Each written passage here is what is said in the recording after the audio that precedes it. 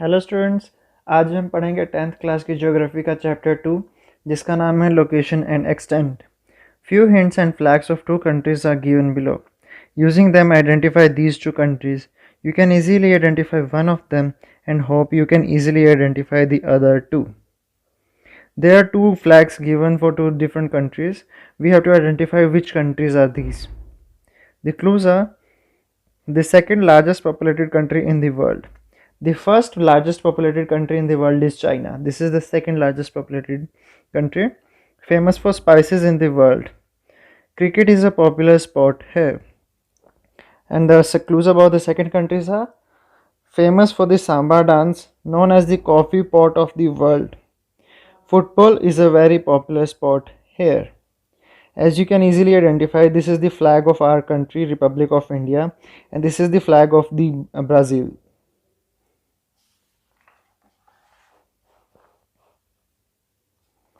Let's read about the first country. Name of the country: Republic of India. Name of the capital: New Delhi. Location, extent and boundaries.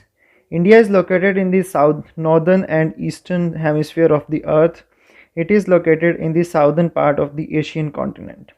Let's see in the world map how it is. If we see this world map, over here you can see this upper side is the northern hemisphere, the lower side is the southern hemisphere. This is the western side and this is the eastern side of the earth. So earth is the northern eastern part of the world. With the help of the figure 2.1, find the extent of the mainland India. Fill in the degree values in the degrees in the blank spaces. You can see over here it is starting from here at the 8 degrees over here it is mentioned, and India starts from this point. So this is the starting point of India in terms of degrees and minutes, and on the top you can see 36, and it is going beyond that, which comes out exactly at 37 degrees and 6 meter north latitudes. And for the longitudes, if we see over here, India is starting from along with this line, that is 68 degree east and 7 minutes, and over here if you see this is 96 degrees and it is beyond that, so 97 degrees 25 minutes east longitudes. Indira Point is the southernmost point or tip of India. Over here you can see the Indira Point is there in the Andaman and Nicobar Islands. That is the southernmost point of India. Observe the figure 2.1, identify the countries and water bodies around India and complete the table in your notebook. जैसा कि इस map में आप देख सकते हैं, east में India के बांग्लादेश और म्यांमार है, और साथ में बे ऑफ बंगाल भी है। इन टर्म सीज और ओशियंस में बे ऑफ बंगाल है, और नॉर्थ में इंडिया के अफ़गानिस्तान, चाइना, नेपाल, भूटान है। नॉर्थ में कोई वाटर बॉडी या ओशियन या सी नहीं है इंडिया के। वेस्ट में पाकिस्तान है और वाटर बॉडी अरेबियन सी है। साउथ में श्रीलंका है और साथ में इंडोनेशिया है, जिनके साथ हमारा सिर्फ पानी से बॉर्डर लगता है, फिजिकली कोई बॉर्डर लैंड के थ्रू कोई बॉर्डर कनेक्टेड नहीं है। और साउथ में हमारे इंडियन ओशियन है इंडिया के। Now let's read about the second country. The name of the country is Federative Republic of Brazil. Name of the capital: Brasilia. Location, extent and boundaries.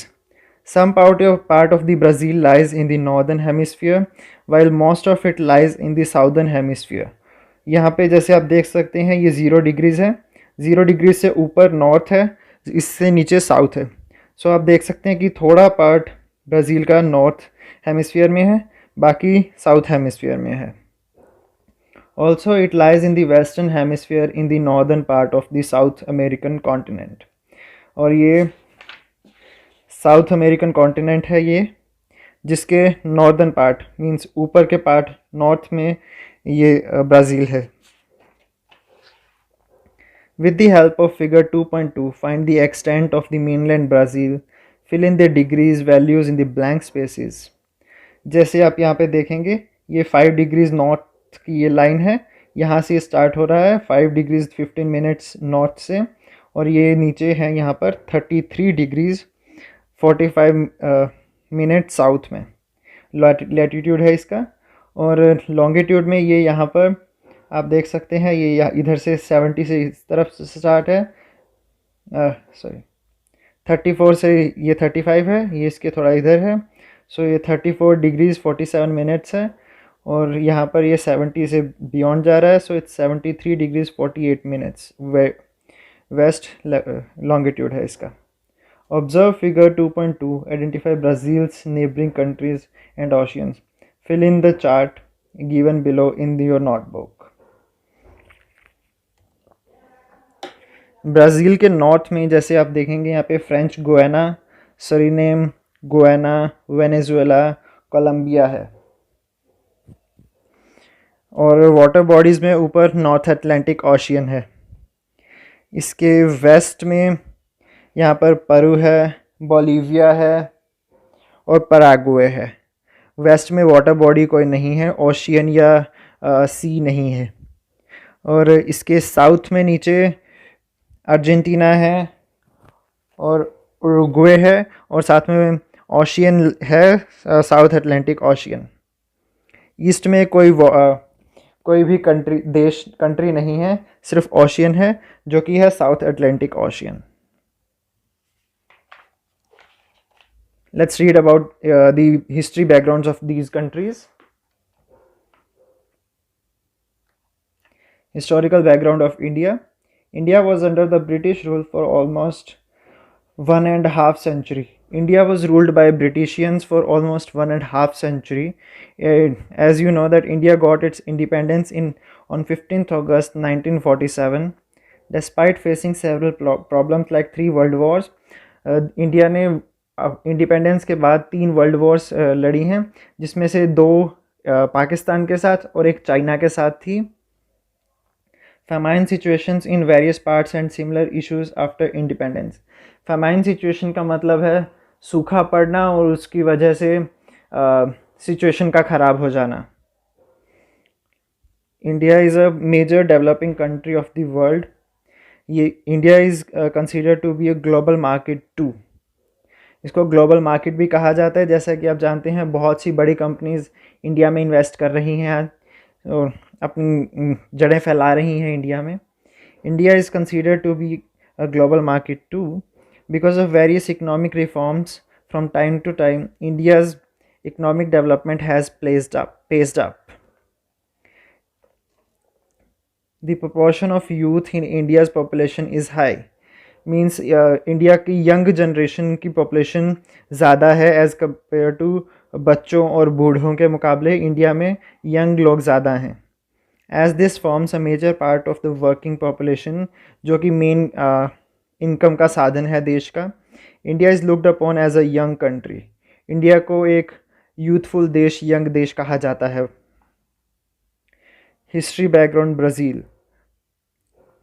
For the Brazil, let's read about its history. For more than 3 centuries, Brazil was under Portuguese rule. Brazil को 3 century से भी ज़्यादा के लिए Portuguese ने rule किया था, पोर्टुगल ने।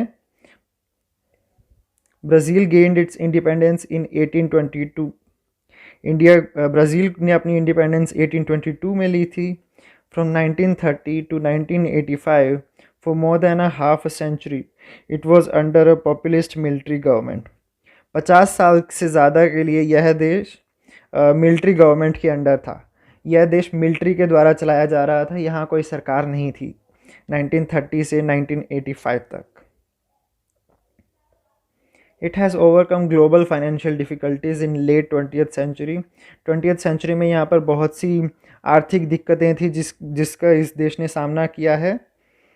Brazil is seen as a contributor to economic growth of the world and an important market in the future. Show all the following elements in figure 2.3. Name all the continents and oceans of the world. Color the Brazil and India using different colors and name them. Draw equator on the map and write its values in degree. Show the symbol for direction. let's do that. This is the, जैसा कि इस picture में आप देख सकते हैं, ये north America continent है, ये साउथ अमेरिका, एशिया है यहाँ पर, ये यूरोप कॉन्टिनेंट, अफ्रीका, ये ऑस्ट्रेलिया, नीचे इस पिक में शो नहीं किया गया है, यहाँ अंटार्कटिका है जिसे साउथ पोल कहा जाता है। इन टर्म्स ऑफ ओशियन हम देखें तो ये पैसिफिक ओशियन है, ये अटलांटिक ओशियन है, ये इंडियन ओशियन, ये पैसिफिक ओशियन ही है, ऊपर ये आर्कटिक ओशियन है, नीचे ये साउदर्न ओशियन है। और जो अर्थ को नॉर्थ और साउथ पार्ट में डिवाइड करती है इक्वेटर है, ये लाइन इक्वेटर है। जो ये शेडेड रीजन है ये ब्राज़ील है, और यहाँ पर जो शेडेड है ये इंडिया है।